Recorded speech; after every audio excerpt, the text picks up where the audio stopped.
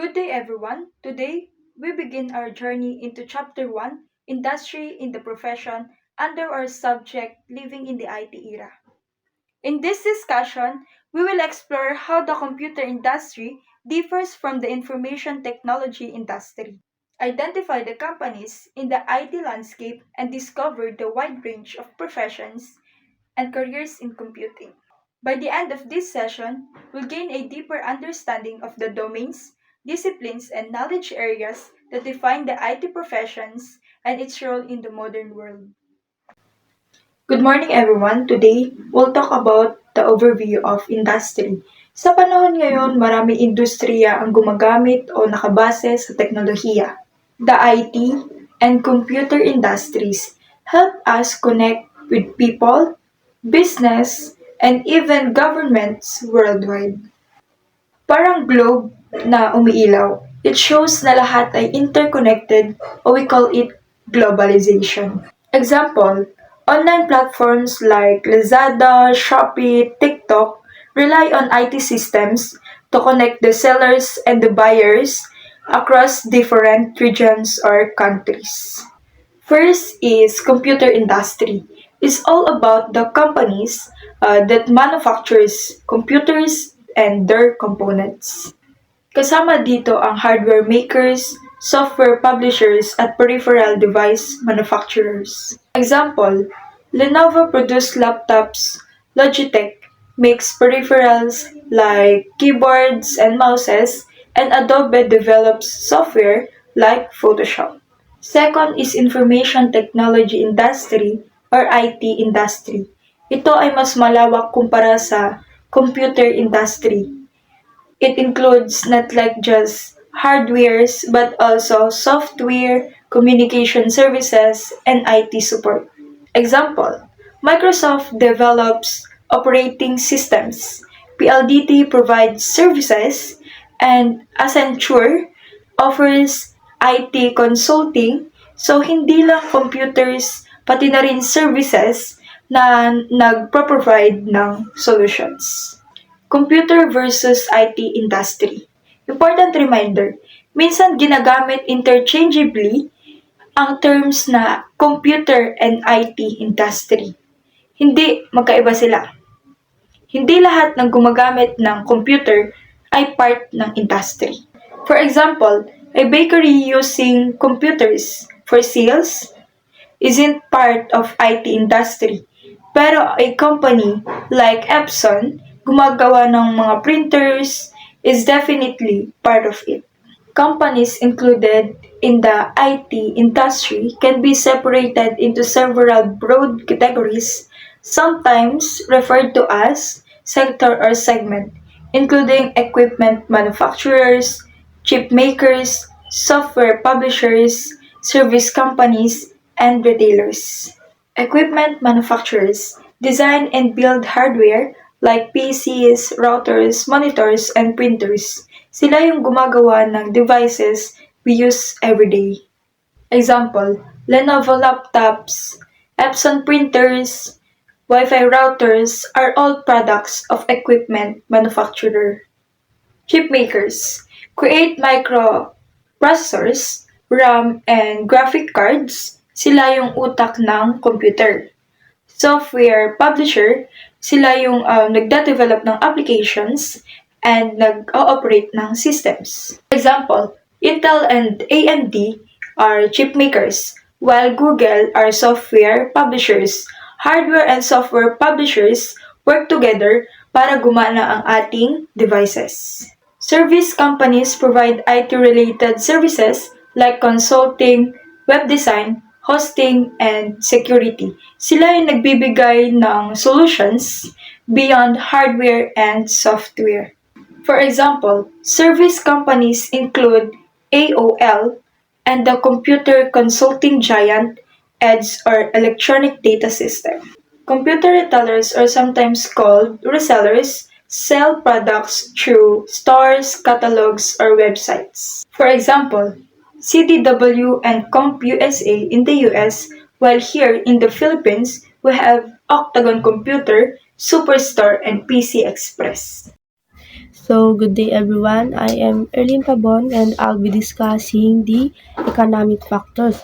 So, the IT industry has been described as the most dynamic, most prosperous, most economically beneficial industry the world has ever known. That statement might be a bit of exaggeration, but the IT industry has unquestionably has fueled the economies of many countries. So, sasabi dito na ang IT industry ay isa sa pinaka mabilis lumago at malaking ambag sa ekonomiya ng maraming bansa. So, medyo exaggerated man siyang pakinggan, pero totoo naman na malaki ang naitutulong nito sa pagyaman sa maraming bansa. So, malaki ang IT dahil sa paggawa ng computer hardware tulad ng laptops, chips at mga devices. So, isa pa rito ay ang software at apps at internet services at digital systems. So, sinasabi dito na the biggest computer hardware producing countries are US, Japan, Taiwan, and Singapore, and China. So, ang mga bansa na ito ay sinasabing sila ang mga nangungunang um, bansa base sa halaga ng mga produksyon. So, next is what makes IT industry successful. As with any situation involving the economy, the factors that account for the success of the IT industry cannot be pinpointed with certainty. It is likely, however, that population growth and business globalization are two important factors that contribute to huge investment in information technology. So, nagiging successful ang IT industry dahil um, kasi malaki ang pangangailangan ng mundo sa mabilis at maayos na paghawak ng impormasyon. Halimbawa, dumarami ang tao and mas dumarami ang data. So, tulad ng records ng kapanganakan, buwis at mga bank transactions at negosyo at iba pa. So, hindi na kasi kaya siya ng manual na pagsusulat lang. So, isang dahilan is yung globalisasyon. So, ang mga negosyo ngayon ay hindi na lokal. So, ang mga bansa kasi ay kalaban na ng maraming bansa. So, yung mga bansa dito sa mundo is magkakalaban na sila dahil sa negosyo. Kaya sila ay dahil dito is kailangan ng technology para bumilis ang serbisyo, bumaba ang gastos at tumaas ang productivity. Halimbawa, kung ang negosyo ay ang isang kumpanya ay may online tracking orders and ikaw wala, mas pipiliin ng mga customer yung mas convenient. Next one is marketing channels. So, ang mga company na gumagawa ng hardware at software ay naghahanap ng iba't ibang paraan para maibenta yung produkto nila sa mga tao. May tinatawag na marketing channels. Ito yung way nila kung paano makakarating yung mga makakarating yung mga binebenta nilang produkto para ay sa mga mamimili. So, these channel include the first one is computer retail store. So, ang computer retail store ay purchases computer products from a variety of manufacturers and sells those products to consumers. So, ito yung mga physical na computer shops na pwede mong puntahan para bumili ng laptop, accessories, or mga software. Makikita mo agad yung mga product and pwede kang magtanong sa mga staff bago ka bumili. So, next one is mail order outlets. Is a type of retailing in which a vendor takes order by telephone or from an internet ships the product directly to consumers. So, dito bumibili online dito bumibili online and gamit yung mga websites or apps, o-order ka through internet and hintayin mo na lang na dumating sa bahay niyo. Mas convenient ito lalo na sa mga walang malapit na stores. Next. Value-added reseller. Value-added reseller combines commercially available products with specialty hardware or software to create a computer system designed to meet the needs of a specific industry. So, dito naman, ito yung mga seller na hindi sila basta-basta nagbebenta, which is nagdadagdag pa sila ng extra service para sa features ng produkto nila. So, halimbawa is yung bumili ka ng printer and nag-offer sila ng may libreng cleaning, libreng repair at libreng ink. So, next one is the manufacturer direct. Refers to hardware manufacturers that sells their product directly to consumers without a middleman such as a retail store. So, nasabi dito na diretso kang bumibili sa mismong company na gumagawa ng product, hindi na dadaan sa middleman. Minsan mas mura at minsan mas customized ang offer dito. So, the IT industry regulation. Some aspects of the IT industry are regulated by the government agencies, but many aspects are self-regulated. The IT industry encompasses many activities, however, and consequently, it is subject to regulation from a variety of broad-based government agencies. Many governments are enacting laws that restrict access to particular internet activities and content. So, ang IT industry daw ay may mga halong regulation ng gobyerno at self-regulation. May mga bagay na kontrolado ng gobyerno tulad ng paglimit ng illegal o delikadong online content, cybercrime at national security laws, rules sa e-commerce and online tax, paghigpit sa pag-export ng technology, halimbawa ay yung software na may encryption. So, nakakaapekto ang mga batas na ito kung paano gumagawa ng product at mga nagnenegosyo ng mga IT computers.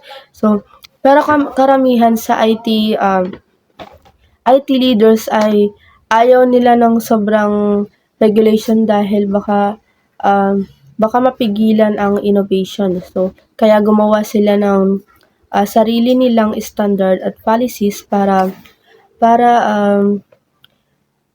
hindi masyadong makialam ang mga gobyerno. May mga organization na tumutulong dito tulad ng IT technology industry.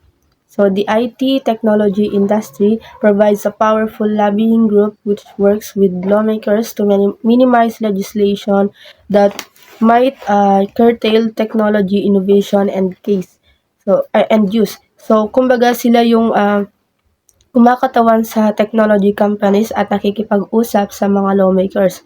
So, ang isa pa rito ay yung Software and Information Industry Association focuses on protecting the intellectual property of members and lobbying for a legal and regulatory environment benefits the entire industry. So sila yung mga lumalaban sa software piracy at pinoprotektahan ang intellectual property.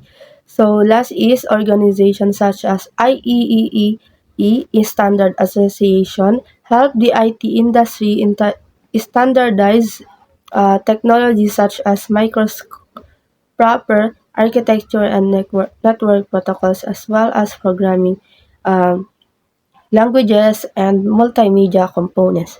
So that's all. Thank you. Magandang araw po sa lahat. Today, I will be presenting about professions and careers in the computing field.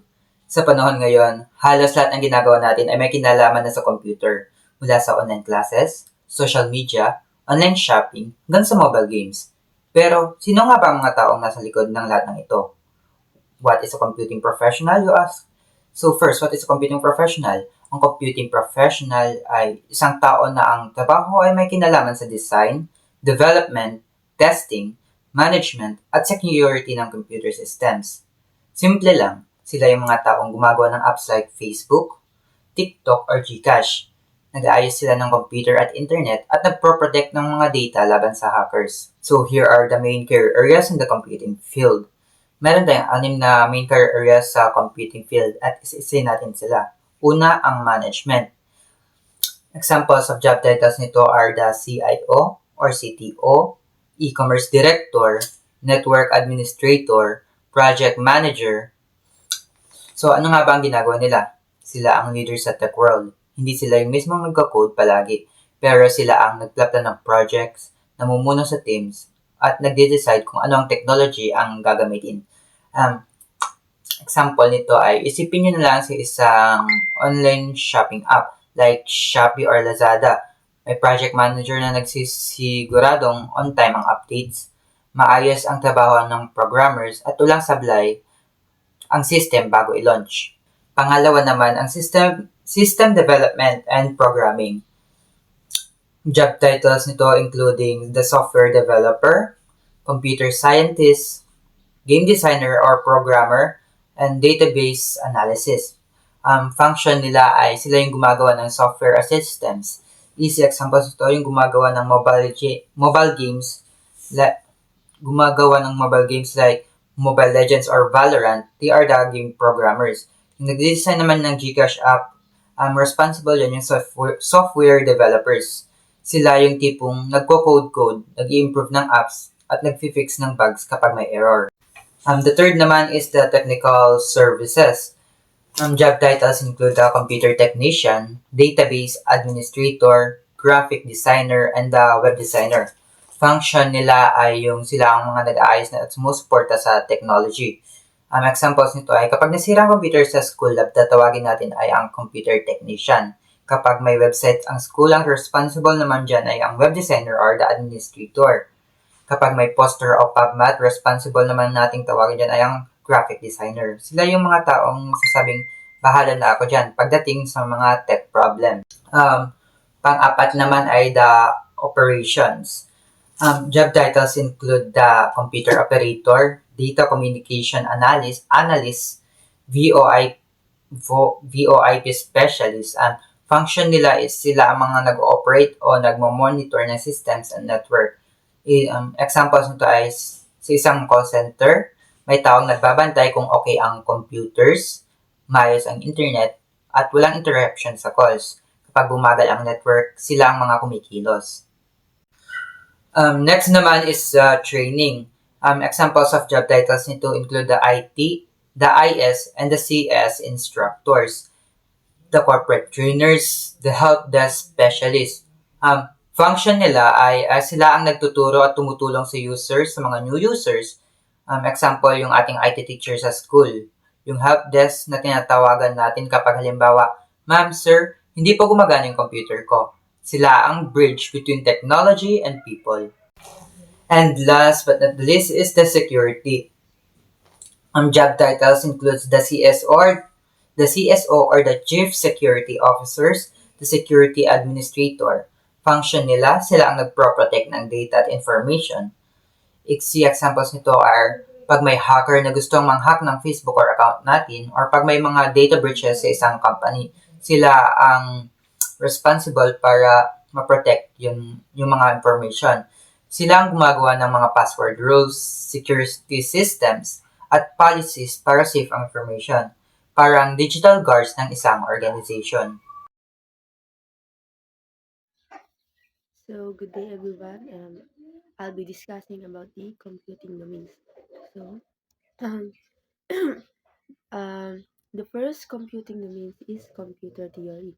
So, this is the branch of computer science concerned with finding out how efficiently given a problem can be solved on model computer using a given algorithm.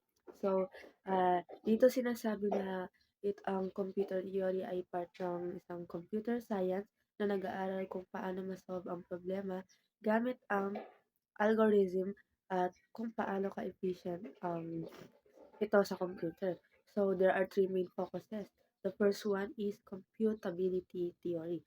So, computability theory is concerned finding out whether or not a problem is solvable with a finite number of computations. So dito, meaning nito is tinitingnan nito kung ano ang isang problema ay kayang ma-solve o hindi with a finite or limitadong number sa computations. So the next one is complexity theory. Uh, Finding how much time an algorithm will take a solve to the problem based on how many elements are involved with computation. So, uh, sinasabi nito yung how much time na kung gaano kabilis o kabagal masosolve ang problema. So, the last main focuses is formal language. So, ito naman ay tungkol sa rules ng mga language sa computer. Next is algorithms. So, algorithms are explicitly described method of for solving a problem. A great deal of work is done by computer scientists to find the most efficient algorithm to solve a problem. So, malinaw naman na sinasabi na ito ay isang sunod-sunod at malinaw na steps kung paano masosolusyonan ang isang problema. For example, the problem of sorting list of integers can be solved in many ways. So, the most obvious one would be to compare to each element to its neighbor and shift position if they are out of the desired order. So, next is cryptography. Is an ancient science concerned with the secret writing. This is hiding a message in what appears to be an unintelligible sequence of symbols but which can through some transposition and or substitution algorithm be converted back to a meaningful messages. So, ito ay tungkol sa pagsusulat ng mga lihim na mensahe. Para mas mabilis maintindihan, ginagamit ang cryptography sa sa codes, password at online transactions para manatiling secret and safe ang impormasyon. Next is distributed computing. Ito naman yung paraan ng paghahati-hati ng isang komplikadong problema sa maliliit na bahagi. Pagpapadala ng mga bahagi ito sa iba't ibang computer na konektado sa iisang network, karaniwan ay sa internet, at pinapagawa silang sabay-sabay hanggang malutas ang problema. Ang pagkakaiba nito sa parallel computing ay ang parallel computing ay ginagawa sa isang computer lamang na may maraming processor access, while sa distributed computing ay ginagawa sa maraming computer na konektado sa network. Ayon kay Bill Godfrey, gumagamit ito ng client-server model. Ang server ang naghahati at nagpapadala ng mga gawain sa mga computer ng mga user. Pagkatapos ay pinagsasama ng server ang mga sagot mula sa mga computer para makabuo ng buong solusyon. Ngunit hindi lahat ng problema ay pwedeng gamitan nito. Halimbawa, kung ang problema ay kailangang gawin sunod-sunod, ang bawang hakbang ay umaasa sa nakaraang hakbang, hindi ito pwedeng hatiin kundi kopyahin na lamang. Pero ang mga gawain tulad ng paghahanap ng impormasyon, pagbubukas ng encrypted data o mga gawain na hindi umaasa sa isa't isa ay perpekto para dito. Isa pang mahalagang katangian nito, ang mga computer ng mga user ay nagpa-process lang kapag sila ay hindi ginagamit, kaya hindi ito nakakasagabal sa kanilang paggamit. Karaniwang ginagamit ito sa mga project ng science at mathematics na walang sapat na malaking computer or supercomputer. Halimbawa, ang Folding Home. Ito ay isang sikat na distributed computing project na ang layunin nito ay pag-aralan ang mga struktura ng mga protina para maunawaan paano gumagana ang mga selula ng kanser at iba pang sakit. Mga ordinaryong tao ang nag-aambag ng kanilang computer's power kapag hindi nila ito ginagamit. Ang lahat ng kanilang mga computer ay nagtutulungan para mapabilis ang pagsasaliksik na mas matagal kung gagawin lang sa isang supercomputer. Next is cloud computing. Ayon kay Dikayakos at sa iba pang eksperto, ang cloud computing ay isang uso sa IT na naglilipat ng kakayahan sa pag-compute at mga datos mula sa ating mga desktop o laptop patungo sa malalaking data centers o mga pasilidad na nagtatago at nagpapatakbo ng mga ito. Inililipat ang pagproseso ng datos at mga programa mula sa sarili nating device tulad ng laptop or cellphone patungo sa malalaking data centers. Ito yung mga may pasilidad na may maraming server. Example, Google Drive. Di ba maaari tayong mag-save ng mga pictures at dokumento, larawan at video sa cloud. Maaari nating buksan at i-edit ang mga ito gamit ang ating mga cellphone o laptop kahit saan. May mga tatlong pangunahing paraan para ipatupad ito. First is infrastructure as a service. Ito ay nagbibigay ng storage at kapangyarihan sa pagproproseso. Example kanina yung Google Drive. Next is platform as a service. Ito naman ay nagbibigay ng mga tool para sa pagbuo ng software.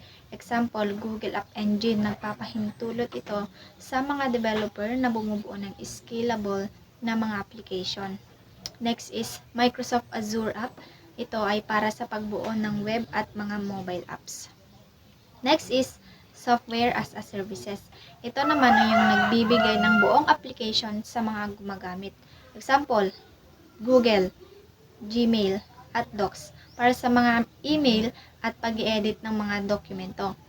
Isa pa is Microsoft 365. Ito ay naglalaban ng mga office apps tulad ng Word, Excel, at PowerPoint.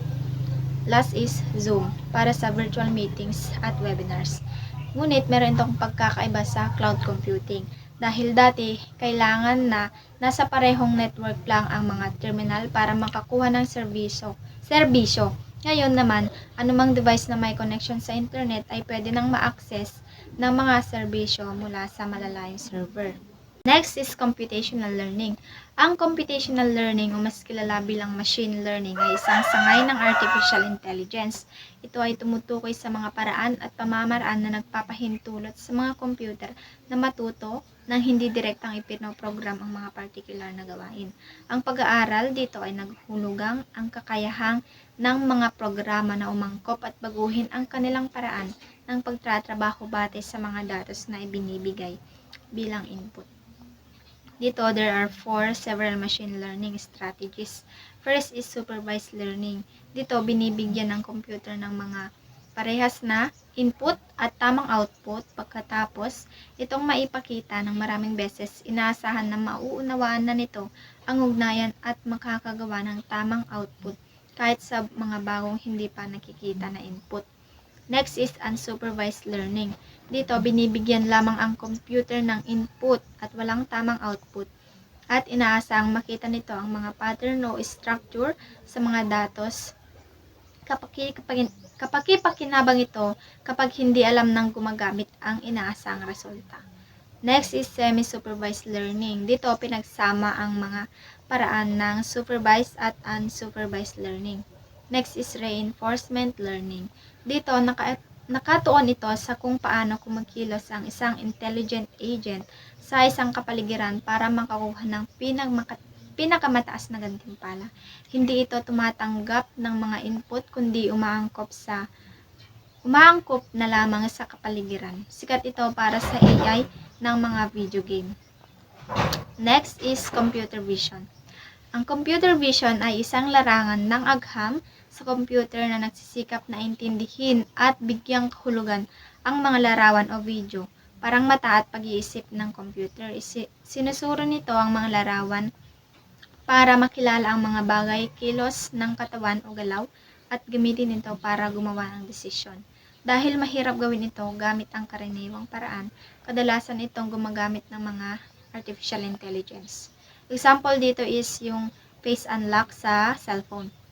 Next is big data. Ang big data o malaking data ay tumutukoy sa pagkolekta, pag-aayos at pagsusuri ng napakaraming impormasyon na hindi kayang hawakan ng karaniwang paraan ng proseso ng datos. Karaniwang nauugnay ito sa malalaking kumpanya tulad ng Facebook at Google na kumukuha ng maraming impormasyon mula sa mga user para gamitin sa mga bagay tulad ng targeted na advertising. Narito ang mga halimbawa. First, Facebook. Kapag gumagamit tayo ng Facebook, ang mga plataforma ay kinokolekta ng iba't ibang datos mula sa atin at sa ibang mga user tulad ng kung ano ang ating mga nagugustuhan, binabasa at sinusundan ng mga page, pina-follow at sinasagot ng mga survey, mga kaibigan na inaalok na idadagdag at kahit na anong oras na iginugugol mo bawat palagi sa app. Hindi lang iyon, kinokolekta rin ito ang mga impormasyon tungkol sa uri ng device na ating ginagamit kung pinahihintulutan lang natin at mga website na binibisita mo na may Facebook buttons. Pagkatapos nitong kolektahin ang lahat ng malalaking datos na ito, sinusuri at inaayos ng Facebook ang mga ito gamit ang mga sistema ng big data para gawing kapaki-pakinabang. Example, targeted na advertisement. Kung palagi tayong naglalagay ng mga shared post tungkol sa cooking at sinusundan ang mga page ito, makikita natin na mas madalas ang mga ads or lumalabas sa feed natin is mga pagluluto, ganun. Ito ay dahil ang big data ay nakita na may interest tayo sa mga ganitong product. Next is neural networks. Ang neural networks ay isang bahagi ng artificial intelligence na ginagaya ang structure ng utak natin at hindi sila parang karaniwang programa na may sunod-sunod na hakbang o maaaring i-program ng direkta. Sa halip, natututo sila mula sa maraming halimbawang datos hanggang sa makilala nila ang mga pattern at makagawa ng tamang resulta. Ngunit, mahalaga na maingat tayo sa pagpili ng halimbawa dahil maaari din silang magkamali at masayang ang oras kung hindi ito tama. Bagamat mahirap ayusin kapag may problema, mas angkop sila kaysa sa karaniwang mga programa para sa magawain na hindi malinaw na tinutukoy. Example, mga virtual assistant tulad ng Siri o Google Assistant. Gumagamit sila ng neural networks para maunawaan ang sinasabi natin at mabigay ng tamang sagot o gawin ang hiling natin tulad ng pag sinasabi nila, pakilagay ng alarm bukas ng maaga.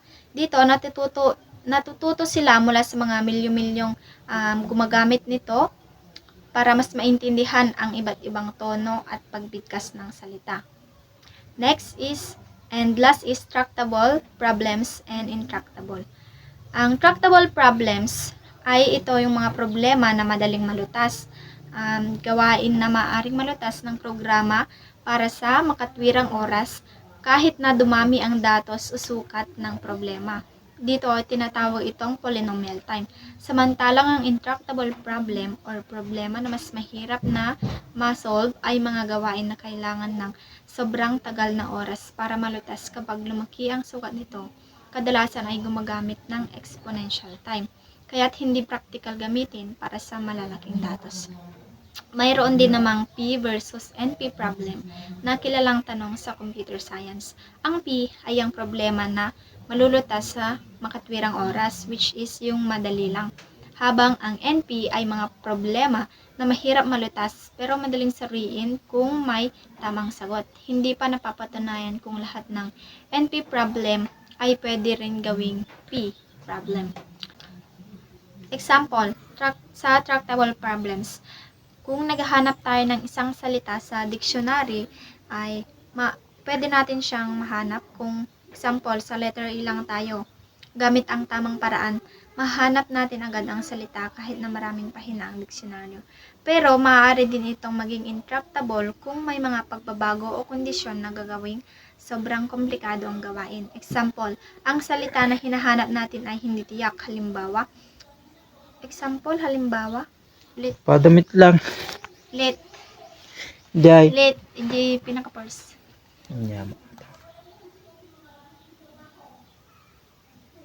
Example tulad ng kunmong latagin na. Example halimbawa. Tagalog mo lang. Example sa tractable problems or madaling malutas. Paghahanap ng isang salita sa dictionary. Gamit ang tamang paraan, mahanap agad natin ang salita kahit na maraming pages ang dictionary. Pero maaari din itong maging intractable kung may mga pagbabago o kondisyon na gagawing sobrang komplikado ang gawain. Example, ang salita na hinahanap ay hindi tiyak. Kailangan nating hanapin ang pinakamahaba at pinakakaraniwang ginagamit na salita na nagsisimula sa letter B sa isang koleksyon ng milyong-milyong libro na nakasave sa dictionary. Hindi natin alam kung ano mismo ang salita, kaya kailangan natin na suriin ang lahat ng salitang nagsisimula sa letter B at bilangin kung gaano kadalasang ginagamit at hinahanap ang pinakamahaba. Dahil dito, habang dumadami ang mga libro, mas magiging matagal at hindi natin agad mahanap ang ating hinahanap. So, hi everyone! Today, pag-uusapan natin ang major fields sa computing. Alam naman natin na ang computing is very broad at maraming iba't ibang areas ang sakop nito. Ang bawat fields has its own focus, methods, at practical applications sa real life. Sa presentation na ito, ipapakita ko sa inyo kung ano ang pinagkaiba nila o paano sila nakakatulong sa technology at sa araw-araw natin. Let's start sa first field, ang computer engineering o CE. So, it integrates hardware and software. Ang computer engineering o CE ay nagko-combine ng hardware at software. Hardware is yung physical parts ng computer like circuits, processors at devices. Habang ang software naman yung programs na nagpapaandar sa mga hardware na ito. Ang combination na ito ang dahilan kung bakit maayos at functional ang mga devices natin. Next, design computers and digital devices. Dito ang trabaho ng computer engineering ay mag-design at gumawa ng computers at iba pang digital devices na ginagamit natin araw-araw tulad ng laptops, tablets, at smartphones. So, it develops embedded system like, as I said earlier, like the mobile phones, medical equipment, and robots. Ang embedded system ay computers na nakalagay sa ibang devices. For example, ang smartphones, medical machines sa hospital, at mga robots ay may embedded system. Dito sila nag-i-integrate ng software at hardware para gumana ng maayos. We have the focuses area. Number 1, the digital circuits. Ito yung circuits na nagpapaandar sa devices at nagtra-transfer ng electrical signals. Number 2 is the microprocessors. It's like the brain ng computer na nagpa-process ng instructions para mag-function ang system. Third one, the computer networks. Ito naman yung nagbibigay daan para mag-connect ang devices at makapag-communicate. The fourth one, the embedded system. So, dito naman is the integration ng software sa hardware para maging intelligent at efficient ang devices. So, dapat dito, it requires a strong background in mathematics and engineering. Bakit? Kailangan sa computer engineering ang strong math at engineering skills dahil nga, ang trabaho dito ay involves calculations, problem solving, at designing complex system. Dito, practical ang theoretical skills na parehong importante. Now, mag-proceed naman tayo sa computer science o CS. So, first one, broad and fundamental field of computing. Ang computer science o CS is very broad fields at is considered the fundamental. Sa lahat ng computing disciplines, dito natin pinag-aaralan ang core concept na kailangan sa lahat ng software at computing system.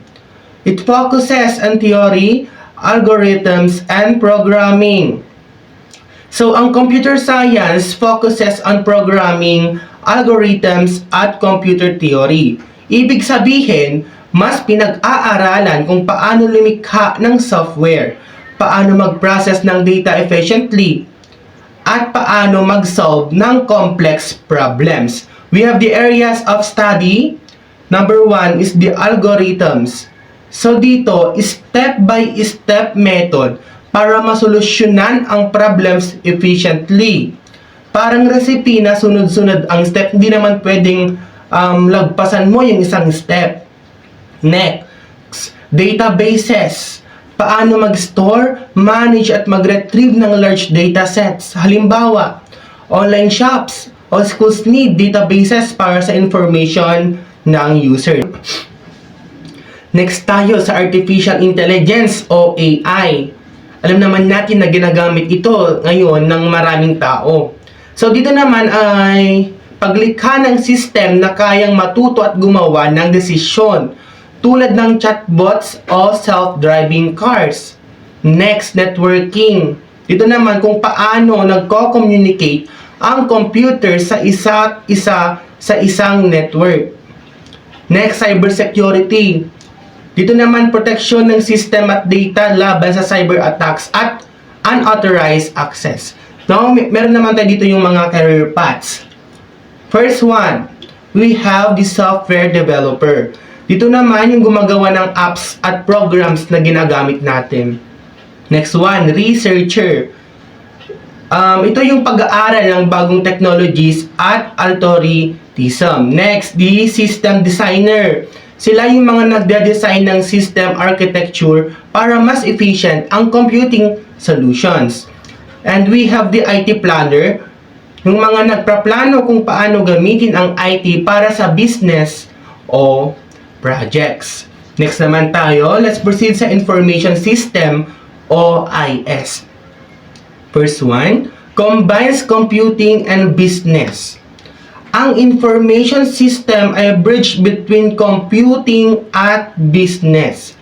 Ang goal na ito ay tulungan ang companies at organizations para magamit ng tama ang information sa operations at decision making.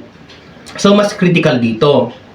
Next, supports organization in using information effectively. So, IS professionals help companies manage data, analyze trends, at gumawa ng better decisions gamit ang technology. Next, serve as a bridge between management and IT professionals. So, ang IS professionals ang nagko-connect sa managers at IT staff. Sila ang nagpapaintindi sa business needs at nagpapaayos ng IT solutions para align sa goals ng organizations. We have the focus area. Number 1, data and information management. Dito yung pagko-kolekta o pag-store at pag-organize ng information sa system. Next one, the business processes is understanding how the company works para ma-improve ang efficiency. Next, decision support system. Tools na tumutulong sa manager para makapag-decide based sa accurate data. Next one, organizational information system. Ito yung systems na nagko-connect sa departments at team para smooth ang workflow. Next, proceed naman tayo sa information technology o IT. It focuses on computer infrastructure and end users. So, information technology focuses sa hardware, software at networks. Pati na rin sa users. Ang trabaho nila ay siguraduhin na smooth ang operations at secure ang system. Meron silang responsibilities like installation and maintenance of hardware and software. Ang pag-install at pag-ayos ng devices at programs. Next one is yung network management o ang pag-monitor at pag-maintain ng network para stable at connected ang devices. And we have the system security o ang pagprotekta sa system from threats, malware, at mga hackers. Alam naman natin ngayon sa panahon ngayon, marami ng mga hackers. Next, technical support. Dito naman, tinutulungan ang users kapag may technical problems sa computers o software. Now, we have some key skills dito na kailangan nating ma-remember. Number 1, networking. So, sa networking is connecting devices efficiently sa isang system. Next, troubleshooting. Solving technical problems quickly and effectively. And next one is the system administration. Sila naman yung sila yung managing system operations para sa smooth na performance. Next is the cyber security. It's protecting system and sensitive data. Proceed naman tayo sa software engineering o SE. So, sa software engineering, it focuses on developing large and reliable software system. So, ang software engineering is all about creating software na reliable, safe, at efficient. Dito, ginagamit ang engineering principles sa quality ng software. Next, applies engineering principles in software development. Ginagamit ang structured approaches tulad ng planning, designing, testing at maintenance para siguraduhin na functional at user-friendly ang software. So we have the main activities here. Number 1, requirements and analysis. Alamin kung ano ang kailangan ng user bago gumawa ng software. Remember, wag padalos-dalos. Number 2, software design. Magplano kung paano gagana ang software at paano i-integrate sa system. Next, testing and debugging. Hanapin at ayusin ang errors o bugs bago gamitin ang software. Sabi kong kanina, wag padalos-dalos. Next, maintenance and quality assurance. Panatiling functional at improve ang software over time. Dahil nga, mas maganda kung functional at ito ay nagagamit pa ng maayos. Di ba? Next, goal. To produce software that is safe, efficient, at madaling gamitin ng users. Now, let's proceed to the last one, the mixed interdisciplinary fields. So first one, it combines computing with other areas of study. Meron ding fields na pinagsasama ang computing sa ibang disciplines para masolusyonan ang complex problems at mas mapabilis ang solutions. For example, bioinformatics at computing and biology. So dito, sila yung nag-analyze ng genetic data like for research in medicine or agriculture. Next one is the computational science at computing and natural science. Gamit ang computing sa physics, chemistry, at environmental studies. Next, computer science and mathematics. Solves complex mathematical problems gamit ang computing power. Next, gaming and animation and computing and digital arts. It creates games, animations, at digital media using programming and computing tools. Next one, we have the medical informatics at computing and healthcare. Dito naman, it improves patient care, data management, at hospital system gamit ang technology. That's all for this part. Thank you for listening. Good day everyone, I am Queen Angelique Alramosa from Basic 1B. Today we will be exploring the fascinating world of computing knowledge areas. Computing is more than just using computers. It is a broad discipline that covers algorithm, software, hardware, data, security, and even the ethical responsibilities of professionals in the digital age. Computer Engineering, CE 2016. This field is the integration of hardware and software design. It focuses on how computers are built and how they operate, combining physical components with programming. Its focus areas includes the circuits and electronics. Dito kung paano nagflo-flow yung electricity through components katulad ng resistors, capacitors, and chips. Followed by algorithms. Algorithms, ito yung step-by-step na instruction para ma-solve yung mga problems. Computer architecture naman. Dito, how computers are built inside, katulad ng CPU, memory, and storage. Digital design. Designing logic circuits that process 0s and 1s. Binary signals yung mga S, hindi seconds. Next, embedded systems. Small computers inside devices like yung sa mga washing machine or sa cars. Followed by computer networks. Dito sa computer networks, it is how computers connect and share data. Next, professional practice. Ethics, teamwork, and responsibility in engineering. Followed by information security. Dito naman sa information security, pinoprotect nila yung data from hackers. Emerging technology. Emerging. Ito yung new trends like AI or quantum computing. Next, signal processing. Handling sounds, images, or sensor data. Followed by systems engineering. Dito, minamanage yung big projects with many parts. Next is resource management.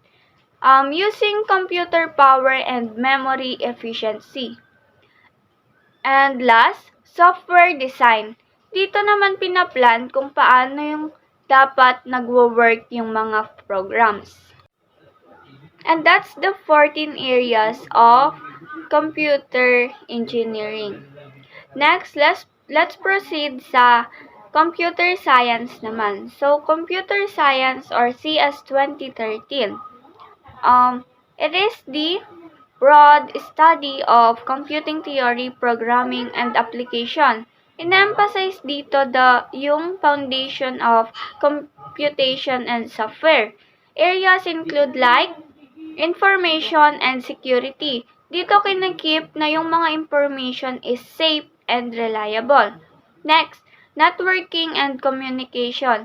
Dito naman nagsasend ng data between devices. Followed by platform-based development.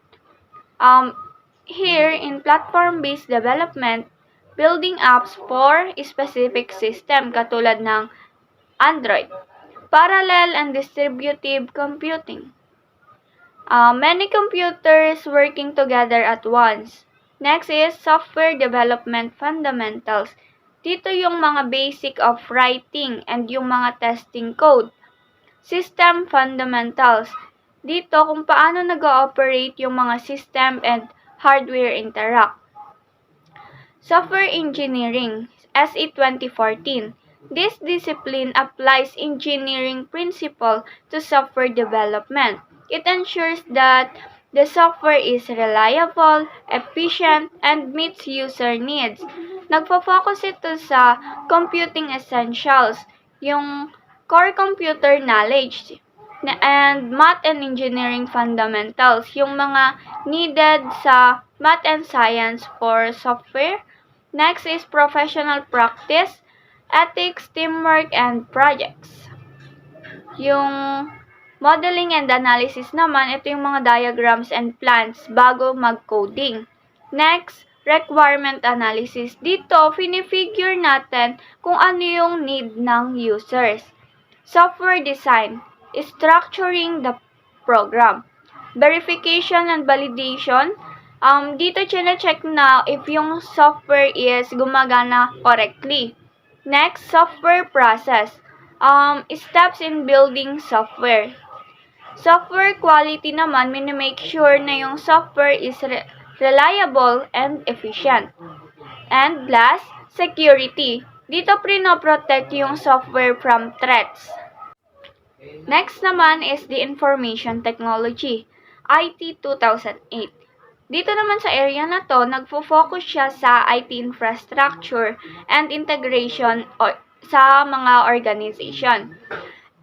It ensures that technology systems support business operation effectively. Emphasis is placed on user advocacy, designing tech with users' needs in mind. Next is the information assurance or information and security. Dito kinikip yung system na safe. Abstraction naman, sinisimplify yung complex systems. Adaptability, adjusting to new tech quickly. Interpersonal skills, communicating well with people. Ethics, acting responsibly with technology. Next, problem solving.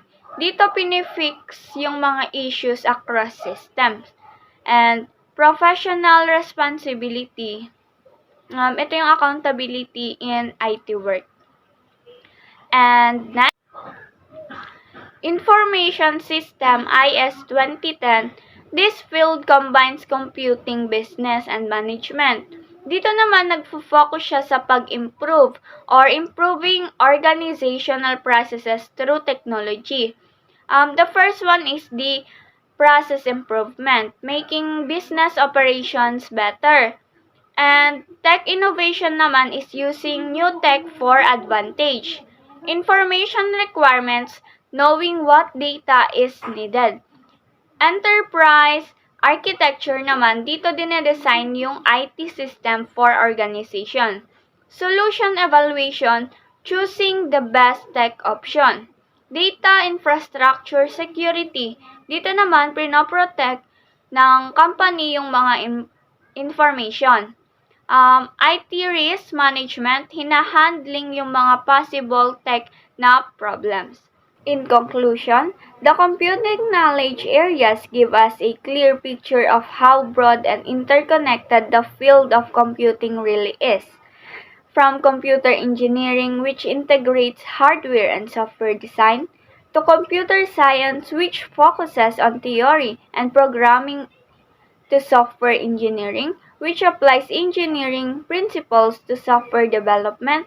Each area contributes to building reliable and innovative systems. Meanwhile, information technology ensures that infrastructure supports organization effectively, and information system bridge computing with business and management for process improvement and innovation. Together, these 5 disciplines highlight that computing is not just about machines. It is about people, processes, and progress.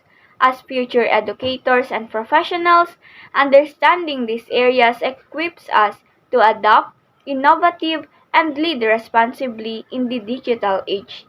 Thank you, and may this knowledge inspire us to see computing not only as technology, but as a powerful tool for shaping society. Thank you.